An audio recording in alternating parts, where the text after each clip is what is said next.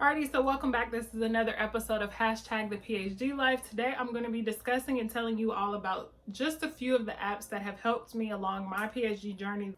So I'm going to be discussing some of the apps and programs that I think are very helpful and that have helped me thus far. And maybe they'll be of help to you. And if you know of any apps that have helped you, please share because I'm always looking for productivity tools.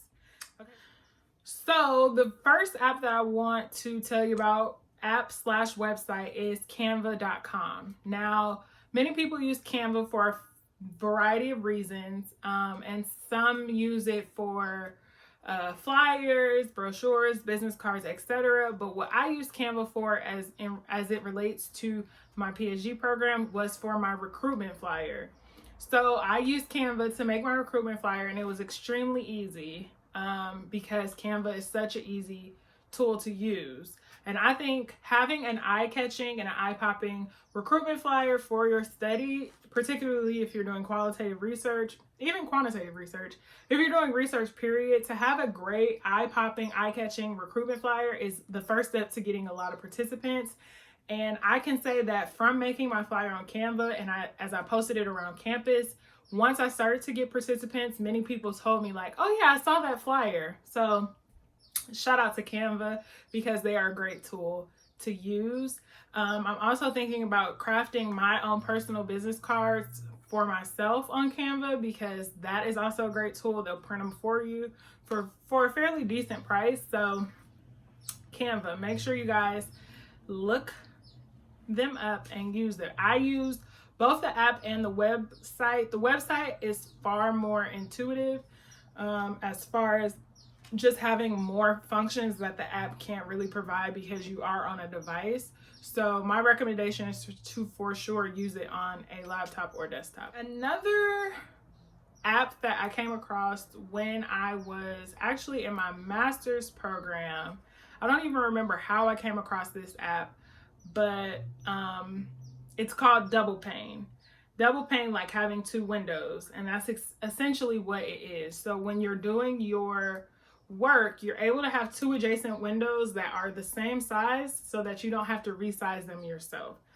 Now, from my understanding, the app now charges. When I first got it, it did not charge. So I'm on the lucky side, but it's still $10. And I personally think it's a well worth it $10 because there's so many times, especially as a student writing a thesis, writing a dissertation, where you want to have multiple windows open so you could look at one text and just easily transfer it to another, and you want to do that constant motion in between the two. And Double Pane has been the easiest program that allows me to do that.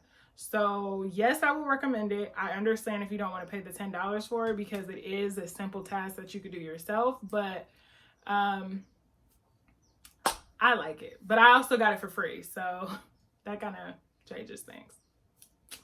So in my program, I have been working on outdated versions of Microsoft Office, and I had no idea that they were updated versions until I updated my computer and it told me that my older versions no longer would be accessible. So I ended up downloading newer versions from my institution of PowerPoint and Word. As a doc student, if you have not downloaded the updated version of PowerPoint, I suggest you just stop this video, put it on pause, come back later, but go download PowerPoint because it literally does most of the work for you now. So all you have to do is input all the information and PowerPoint will design the slides for you. So there is no longer the excuse of having a piss poor, ugly looking PowerPoint deck because they do the work for you. So in the newer version of PowerPoint, I'm gonna try and put it right here. There's a little bar, or rather a button in the right corner that says design ideas. So as soon as you input information into PowerPoint, it starts to populate design ideas that'll give you an idea of how to design your PowerPoint. Now, obviously these are all suggestions, but these suggestions are very pretty and they're very useful and it's aesthetically pleasing. So follow the suggestions.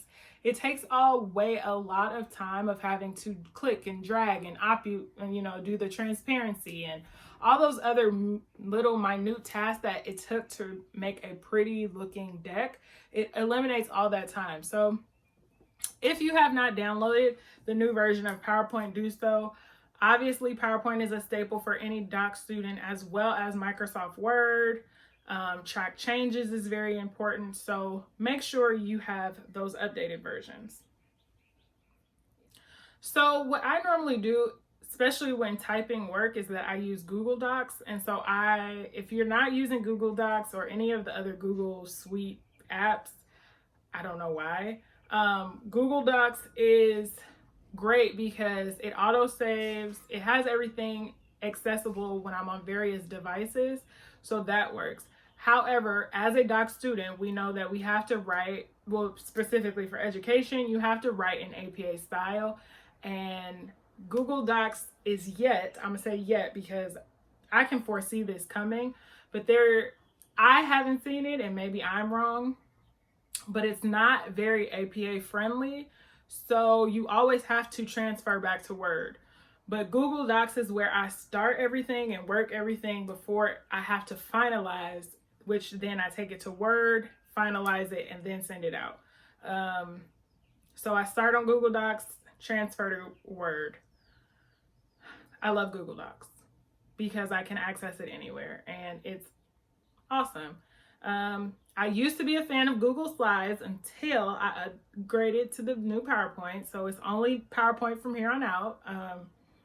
And I don't necessarily use Excel for a lot of things. So I'm not a fan of, or rather, I don't really use Google Sheets or Excel. I can say that Google Hangouts, so as we talk about the Google Suite, Google Hangouts is very useful when trying to meet with other people, particularly in a pandemic when you can't meet face-to-face. Google Hangout has been an alternative to Zoom because a lot of us are zoomed out. So yeah, Google Suite, A-okay with me. So this last app is really for people that are qualitative research. If you are conducting interviews, you know that you often have to audio record the data because you have to later go and transcribe it.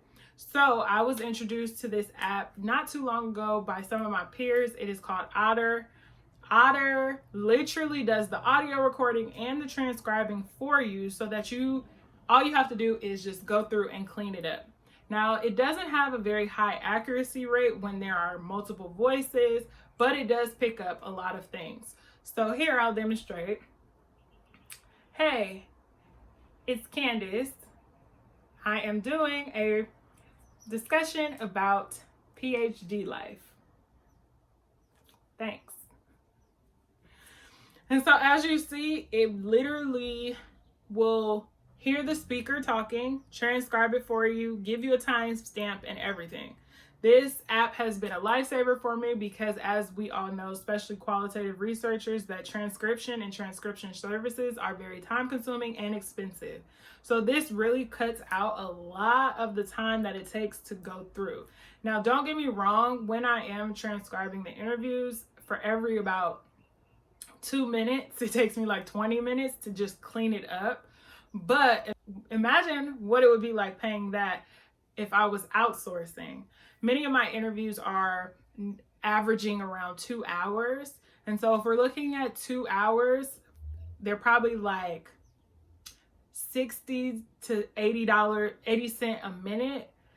That's just out the roof on transcription prices. So Otter is really saving the day on this because it makes me more familiar with my data because I'm listening to it. And I'm, cleaning it all up, but it just makes it easier in the long run. So I also found out about this app that I have yet to use, but I am going to use it starting this week. It is called Toggle. It will track your amount of time that you're spending. And so post my dissertation, I would like to calculate the amount of hours that I put into it. I've seen that done in other people's dissertations, and I'm just very curious on how many hours and how time consuming it'll be, because I hope that it will make this degree a lot sweeter to see all the effort and time I put into it. So I've yet to use it. I plan on using it this week. It is called Toggle. You can link your calendar to it so that you can set out chunks of time for your writing blocks. and all kinds of things. So probably down below after I post this video, I'll give you my update on how I feel about that app, and whether or not I think it might be useful. I am kind of absent-minded when it comes to like sitting down, logging, making sure everything is okay. So hopefully I can really get a good benefit out of it. If you have any apps or programs that you use in your doc program, please share them. I want to know.